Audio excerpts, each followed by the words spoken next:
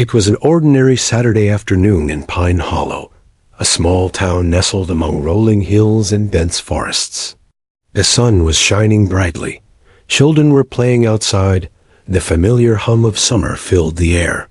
At the heart of the town, in a cozy house on Maple Street, siblings Emma and Jacob were spending the day with their grandmother, while their parents ran errands. Emma, 8 years old, was full of energy and curiosity.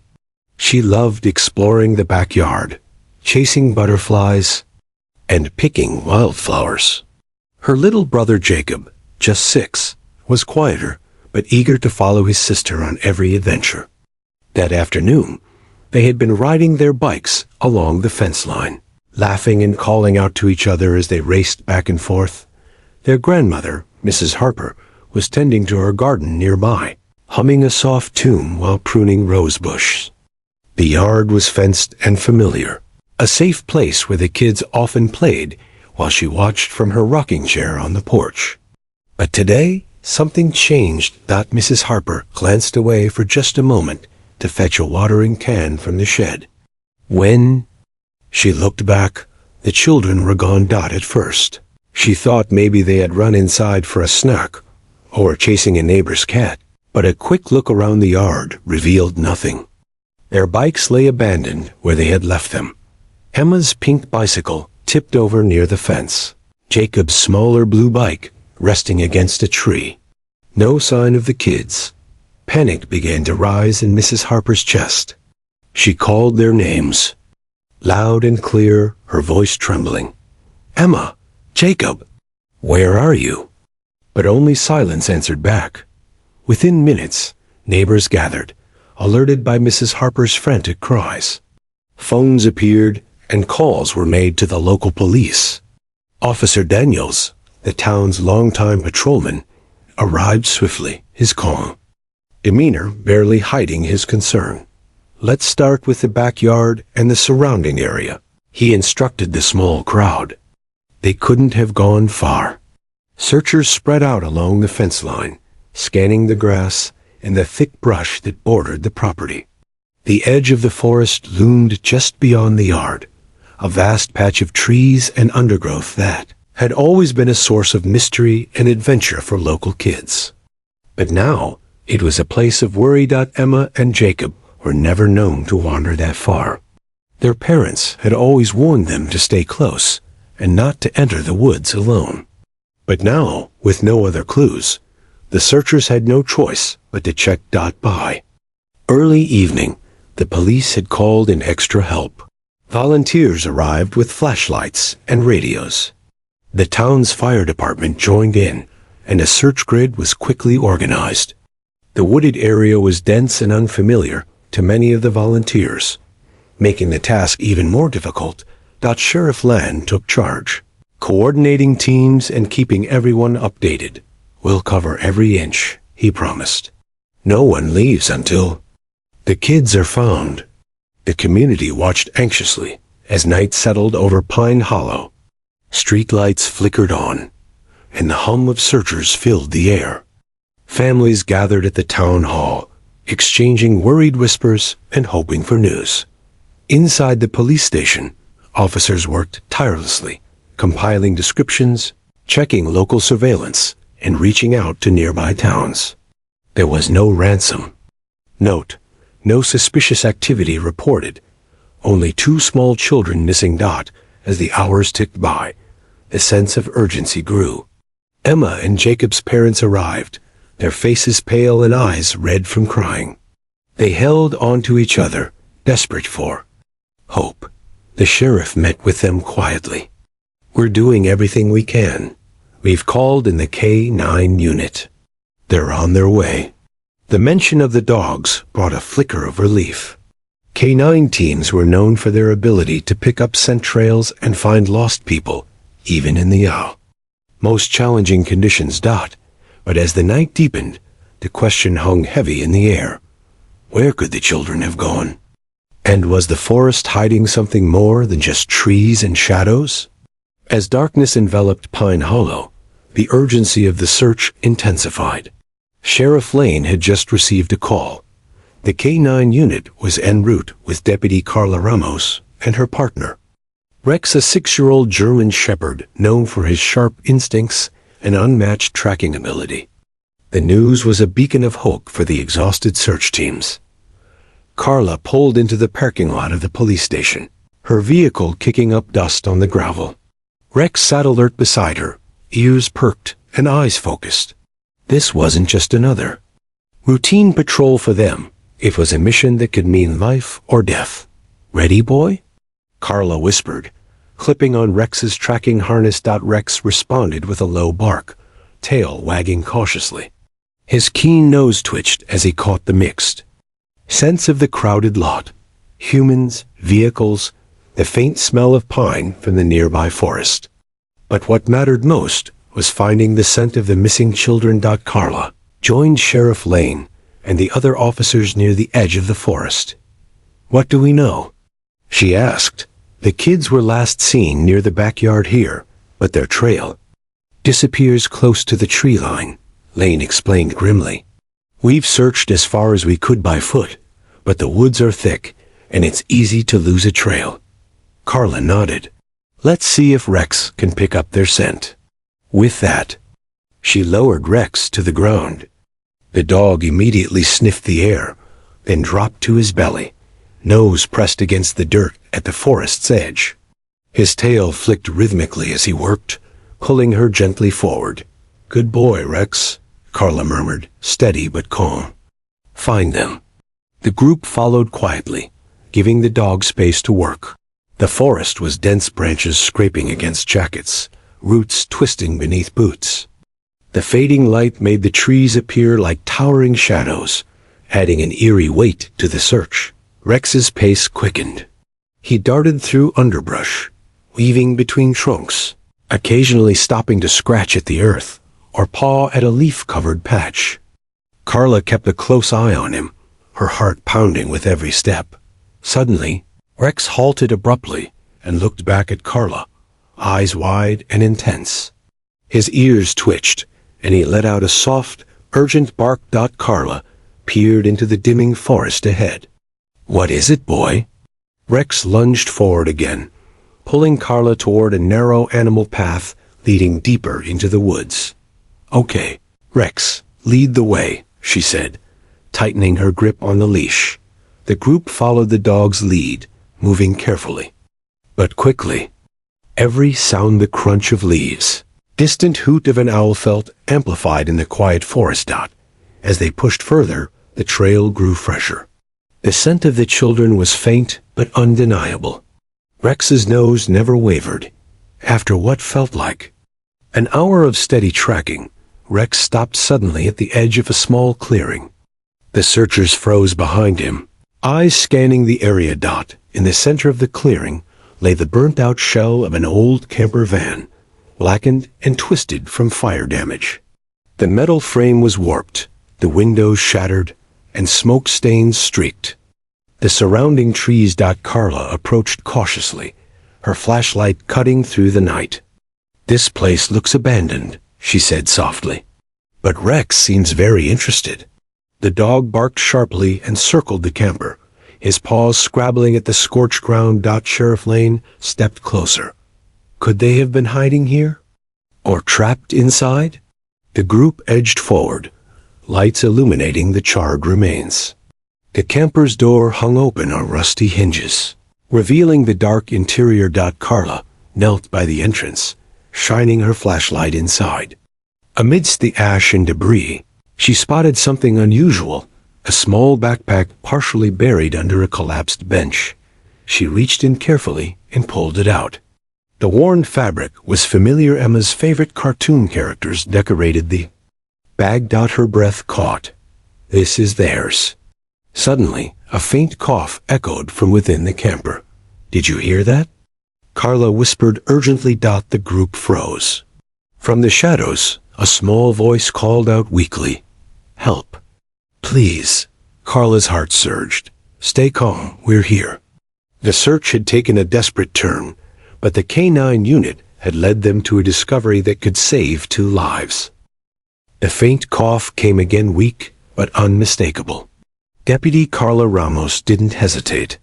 She shone her flashlight deeper into the burnt-out camper, scanning the blackened walls and piles of ash. The smell of smoke still hung thick in the air, and the once cozy camper now looked like a ghost of what it used to be. "Emma? Jacob?" she called softly, her voice steady but urgent. From beneath the collapsed section of the bench, a small figure stirred. The rescuers watched breathlessly as a thin hand pushed aside debris. Moments later, Emma's wide, frightened eyes met Carla's beam of light. Behind her, another movement, a smaller shape emerged. It was Jacob. The children were covered in dirt and soot, their clothes torn and stained, but alive. "Hang on. We've got you," Carla said gently, crouching down to reach them. She brushed ash from Emma's hair as the siblings clung to each other. Trembling, Sheriff Lane called for paramedics as Carla helped Emma and Jacob out of the cramped hiding spot. The camper's floor was warped and unstable, and a loose beam hung dangerously overhead. "We're lucky this thing didn't collapse on them," Lane muttered. Outside, the night air was cold and crisp compared to the stifling heat inside the camper. The children huddled together, clutching their backpacks tightly, eyes wide but alert. Their exhaustion was obvious, both from fear and the day's ordeal. Emma was the first to speak, her voice trembling. "We were so scared. We didn't know where to go." Jacob nodded silently, wiping dirt from his face with the back of his hand. Carla knelt beside them, offering a warm smile. "You're safe now. We're going to take you home."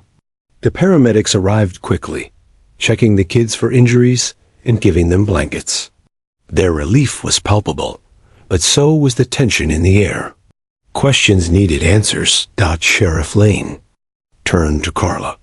How did they end up here? And who else might be involved? Carla glanced at Rex, who sat calmly by her side, alert but relaxed now that the kids were found. Back at the forest's edge, the search teams gathered, watching as Emma and Jacob were placed in the ambulance. Their families would be notified soon. Meanwhile, the investigation shifted focus to the burnt-out camper itself. The vehicle was a charred relic, covered in years of rust and weather. But its story was about to unfold. Detective Morris arrived. On the scene, flashlight in hand, he crouched near the camper's entrance, scanning the ground. "Looks like this camper's been here for years," he said. "But something tells me it's more than just an abandoned vehicle." He pointed to fresh footprints near the edge of the clearing, small and muddied, consistent with the children's shoes. There were also deeper impressions that suggested someone else had been here recently. "We need to take a closer look inside," Morris said. Inside the camper, despite the damage, a few items remained surprisingly intact. A scorched but recognizable backpack, some scattered clothes, and a tattered blanket. There were signs that someone had used this place for shelter. Carla carefully examined the hidden space under the bench where the kids had been found.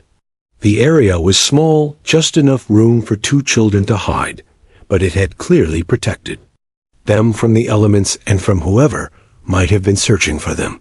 "It's amazing they managed to survive here," Carla said quietly. Emma, wrapped in a blanket and sitting in the ambulance, finally began to explain. "We were playing near the creek when a man came up to us. He asked if we wanted to see his dog. We didn't want to go, but he kept calling us." Jacob shivered. "We ran away. We didn't know where to go, so we just kept running." Emma's voice grew stronger. "Then we found the camper. It looked scary, but we hid inside. We didn't want him to find us." Carla's heart clenched. The children had been terrified, but smart enough to seek shelter rather than run blindly. Sheriff Lane took notes, his face serious. "We'll find this man. No one is allowed to scare our kids." As the night deepened, the small town of Pine Hollow held its breath. The rescue was a miracle, But the danger was far from over. What secrets did the burnt-out camper hide? And who was the man that had frightened Emma and Jacob? One thing was clear: the discovery inside the camper had changed everything. The morning sun filtered softly through the trees, casting long shadows over the burnt-out camper that had become the center of the town's biggest mystery. Though the children were now safe and being cared for, the questions about how they ended up inside the charred shell still lingered in the minds of the officers and townspeople alike. Deputy Carla Ramos stood beside Sheriff Lane, staring at the camper. "There's something about this place that doesn't add up," she said, brushing ash from her jacket. "It's more than just an old wreck." Sheriff Lane nodded grimly. "Let's dig a little deeper." Detective Morris and a small team of crime scene investigators arrived, ready to comb through the camper's remains for any clue that could explain why Emma and Jacob had hidden there, and who the mysterious man might be.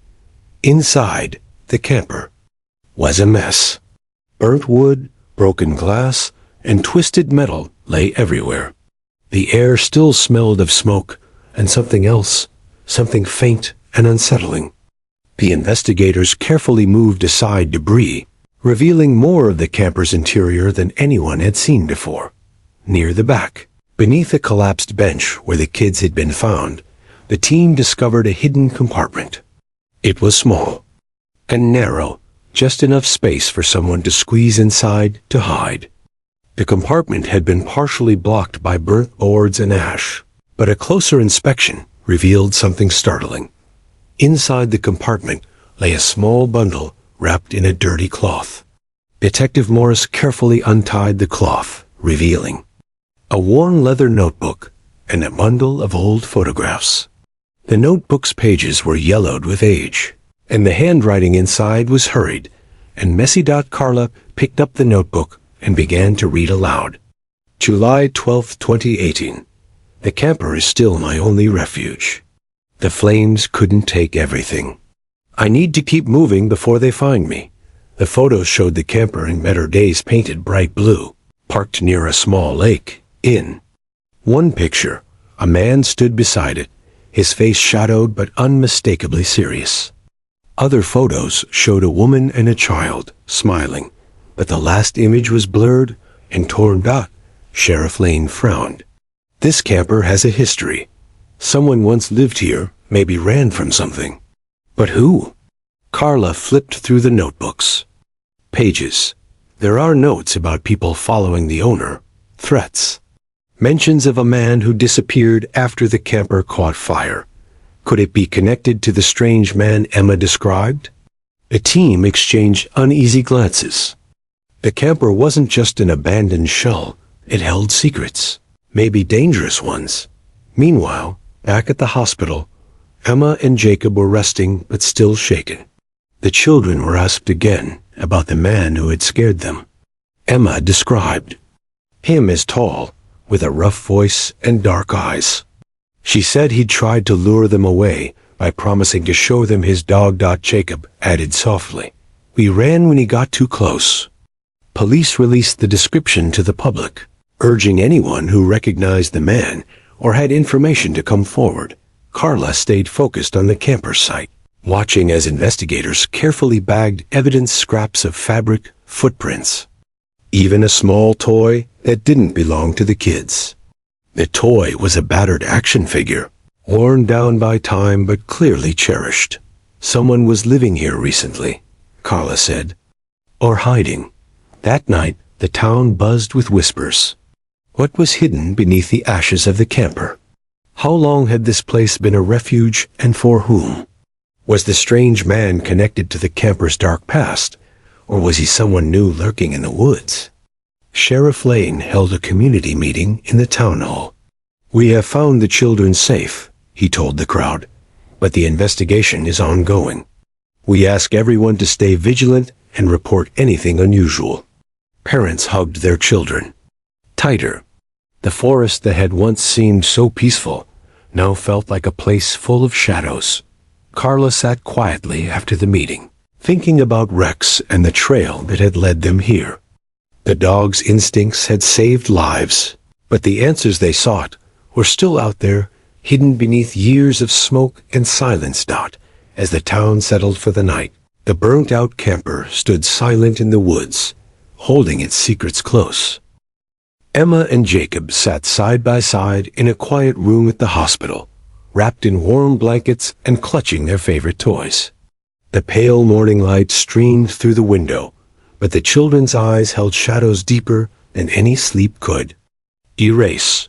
Detective Morris sat across from them, his voice gentle but steady. He knew this moment was delicate. He needed to hear everything without frightening them further. "Can you tell me what happened that day?" he asked softly. Emma took a deep breath and nodded, her small hands twisting nervously in her lap. "We were playing near the creek," she began, her voice barely above a whisper. "It's where we sometimes go to look for frogs." Jacob glanced at his sister, then spoke. "We saw a man. He was by the water. He said he had a dog, a big dog. He wanted us to come see it." Emma's eyes filled with tears. "He looked nice at first, but then he said things that scared me. He told us to come with him, but we didn't want to." Jacob's voice trembled as he added, "He followed us, and when we ran, he yelled at us." Detective Morris nodded, encouraging them to continue. "We ran into the woods," Emma said. "We didn't know where to go. The trees all looked the same. Then we found the camper. It was burnt and dark, but it was the only place we could hide." Jacob looked down. "We were scared. We stayed inside and waited." The children's story sent chills through the room. The man's intent was clear. He wanted to take them somewhere. But why? And how had they escaped? Detective Morris made notes quickly. "Did you see the man's face clearly? Anything you can remember?" Emma thought hard. "He had dark eyes. His voice was low and rough. I didn't like the way he looked. At us," Jacob added. "He smelled like smoke." Carla Ramos, sitting quietly nearby, exchanged a glance with the detective. That detail matched the burnt camper. Was the man connected to it? Sheriff Lane entered the room, his face serious. "We're doing everything we can to find him. You both were very brave." The children nodded, exhausted but relieved to be safe. Outside the hospital, the investigation took a sharp turn. Police scoured the camper's surroundings again, finding new evidence: a cigarette butt still warm, a torn piece of clothing caught on a branch. These signs meant the man had been close by, possibly watching the search. Sheriff Lane called for a heightened alert. "He's dangerous and desperate. We need the town's help." Meanwhile, the camper's dark past continued to unravel. Records showed the previous owner had vanished after the fire years ago. No one had heard from him since. Now, it seemed, someone else had taken refuge in the ruins. Carla's team mapped out the area, looking for possible trails or hidden spots where the man might hide. At the same time, the community rallied. Volunteers patrolled the woods, and local businesses shared the man's description. Parents kept their children close. Schools discussed extra safety measures, and the local news kept the story front and center. In the quiet moments, Carla returned to Rex, kneeling beside her loyal partner. "Good work, boy. You led us to them?" Rex wagged his tail, tongue lolling happily. That night, the forest around Pine Hollow felt alive with tension. The burnt camper no longer just a relic of the past. It was a symbol of a nightmare the town was determined to end. Emma and Jacob's courage had saved them, but the question lingered. Who was the man that had frightened them? And what was he hiding in those woods? The search was far from over. The days following the children's rescue brought a mix of relief and unease to Pine Hollow. Emma and Jacob were safe, but the mysterious man who had frightened them was still at large. Sheriff Lane knew time was critical. The longer he remained free, the greater the risk he posed. Carla Ramos and Rex were at the forefront of the effort. Each morning, Before the sun rose, they scoured the forest edges, following any trace the man might have left behind. Rex's nose was sharp, but the woods were dense, and the man seemed determined to vanish into the shadows. The police department set up a temporary command center near the burnt camper. Maps, radios, and surveillance equipment filled the room. As officers coordinated search teams and gathered tips from the community. One afternoon, a local hiker reported seeing a figure moving stealthily near an old logging trail on the town's outskirts. Carla and a squad quickly responded, sweeping the area with flashlights and calling out. Rex led the search, nose to the ground, moving steadily through the underbrush. Suddenly, he stopped and growled softly, ears perked. Carla signaled the team to halt. There, she whispered, pointing to fresh footprints pressed deep in the soft earth. The prints were large, much bigger than the children's, and they disappeared into a thick patch of brambles. The searchers pushed forward carefully, brushing aside branches and thorns. The forest grew darker, the trees closing in tighter. Suddenly, Rex barked sharply. Nearby, hidden under a tangle of leaves and branches, was a small campsite, an area cleared for firewood, with a few smoldering embers still glowing faintly. Discarded clothing, food wrappers, and a rusted pocket knife lay scattered. This man has been here recently, Carla said, eyes scanning the site. He's been moving through the woods, staying just out of reach. The discovery galvanized the search. Teams widened their patrols, focusing on the areas surrounding the camper and the new campsite. Meanwhile, Sheriff Lang met with town leaders, urging vigilance and caution. This man is dangerous and desperate, he said firmly. We need everyone's help to bring him in safely. Schools extended their supervision hours, local shops posted flyers, and residents kept their doors locked after dark. Back at the hospital, Emma and Jacob were healing, their spirits lifting each day. Their parents were overwhelmed with gratitude, but the fear lingered. They knew the threat was not yet over. Carla checked in regularly, updating the family on the search and reassuring them that every effort was underway. One evening, just as dusk settled, Rex suddenly became restless, tugging on his leash and whining softly. Carla followed his lead as he darted toward the edge of the forest, nose low to the ground. Rex stopped near a shallow creek, pawing at something partially buried in the mud. Carla pulled out a small, torn piece of fabric, part of a jacket. It matches the description, she said, heart pounding. He's close. The team intensified their efforts, doubling back over familiar paths and setting up night patrols with thermal cameras. But the man seemed to vanish like smoke, slipping deeper into the wilderness. The tension in Pine Hollow grew palpable. Families locked their doors early, and even the bravest volunteers felt the weight of the unknown pressing in. At the command center, Sheriff Lane gathered his officers. We're close, he said. We just have to keep pushing. Carla looked at Rex, who sat alert and ready. The dog's instincts had already saved 2 children's lives. Now, they were hunting the man who had stolen their peace. As the night deepened, the forest held its breath. Somewhere out there, in the shadows, the man was watching, waiting, and desperate. The manhunt was far from over. But hope, fueled by courage and determination, burned brighter than ever.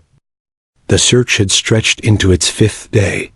Pine Hollow was gripped by a restless tension that seemed to hang in the very air.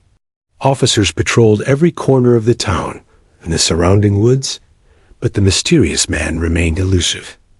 Deputy Carla Ramos sat in the command center, reviewing maps and reports with a heavy heart. Rex lay quietly at her feet, ears twitching at every distant sound.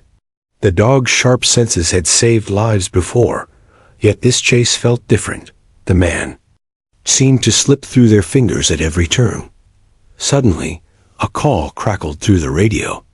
Team Bravo has found something near the old logging site. Requesting backup. Carla's pulse quickened. She grabbed her gear and headed out with Rex immediately. The logging site was a half-mile from the burnt camper, a tangled mess of fallen trees and thick underbrush. As Carla approached, she saw a group of officers gathered around a shallow hole recently dug into the earth. Nearby, remnants of a small fire still smoldered. Detective Morris was there, face grim. "We found fresh footprints, and this." He held up a weathered leather glove, the same type worn by the man described by Emma and Jacob. Carla's eyes narrowed. This was definitely recent. But what's that hole? Morris gestured toward the hole. Looks like a makeshift hiding place, maybe for supplies or, worse, something else. The team began searching the hole carefully. As they dug, they uncovered more items. A small metal box, half buried under the dirt dot. Inside the box were old photos, a torn journal, and something unexpected, a USB drive. Carla's curiosity piqued. Could this be the key to understanding the man's story? Back at the command center, the USB was handed to a tech specialist, who quickly extracted its contents. What appeared on the screen stunned everyone. Video clips showed a man disheveled, nervous, speaking directly into the camera. His voice was shaky but urgent. "I don't have much time," he said in a low tone. "If anyone finds this, know that I'm being hunted. The camper was my last refuge, but they won't stop. I had to disappear." The videos revealed fragmented pieces of the man's life, a past marked by threats and fear, possibly tied to dangerous people from his former life. He mentioned names, places, and warnings about a shadowy figure pursuing him. Carla leaned forward, eyes glued to the screen. This isn't just about Emma and Jacob. There's something bigger here. The investigation took a sudden new direction. The man wasn't just a random threat. He was running from something or someone much darker. Sheriff Lane gathered the team. "We need to find him before those who want him find us first. And we have to protect this town." Meanwhile, the community watched anxiously, torn between fear and hope that Emma and Jacob, though safe, are now witnesses in a story much more complicated than anyone had expected. Carla stood outside later that evening, the cool night air heavy with anticipation. Rex sat beside her, alert to every rustle in the trees. "This man's story isn't finished," Carla whispered, "and neither is our search." As shadows deepened, Pine Hollow braced for what was to come, an unexpected twist that would change everything. The night was thick with silence, broken only by the soft rustle of leaves and the gentle breeze. Pine Hollow felt different, now more alert, more wary. The discovery on the USB drive had shifted the entire investigation into a new, urgent phase. Deputy Carla Ramos stood with Sheriff Lane and Detective Morris in the command center, reviewing the videos once again. The man's desperate words echoed in their minds. He was not just a random stranger, but a man running from a hidden past, tangled in danger far beyond the forest. "His name's Mark," Morris said quietly. "Mark Halstead. Turns out he was a whistleblower on a local corruption case. Threatened by powerful people, he vanished years ago. The camper was his last known hideout." Carla's eyes narrowed. "So, he came back. But why now?" Sheriff Lane rubbed his chin.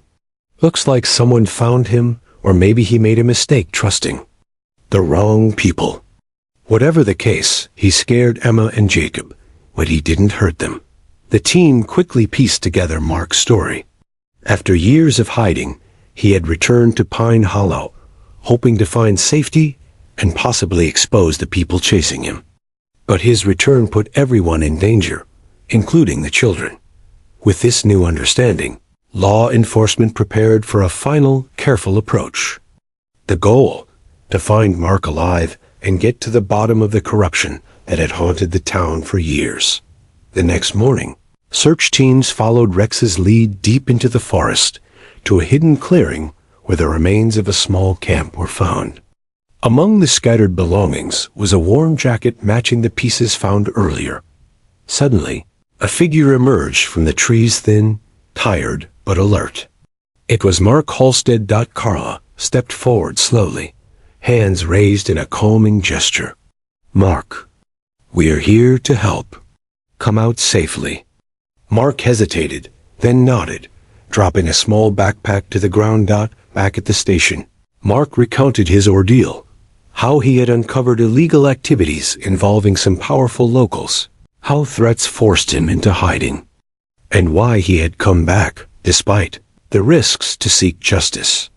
The evidence he provided was enough to launch a full investigation into the corruption case, sending shockwaves through Pine Hollow's leadership. Meanwhile, Emma and Jacob's families expressed immense gratitude. The children had survived a terrifying ordeal thanks to the bravery of the K-9 unit and the town's unwavering support. As days passed, Pine Hollow began to heal. The burnt camper, once a symbol of fear, became a reminder of resilience and hope. Deputy Carla Ramos watched Rex playing with the children in a sunny park, their laughter bright and carefree. The dog had followed his instincts, leading the team to safety and truth. Carla smiled, feeling a deep sense of accomplishment. "We did it, Rex. We brought them home." The town streets slowly returned to normal, but the story of the K-9 unit, the missing kids, and the burnt camper would be remembered for years. A story of courage, trust, and the unbreakable bond between a dog and his handler. And most importantly, it was a story of hope, because sometimes, even in the darkest places, light finds a way to shine through.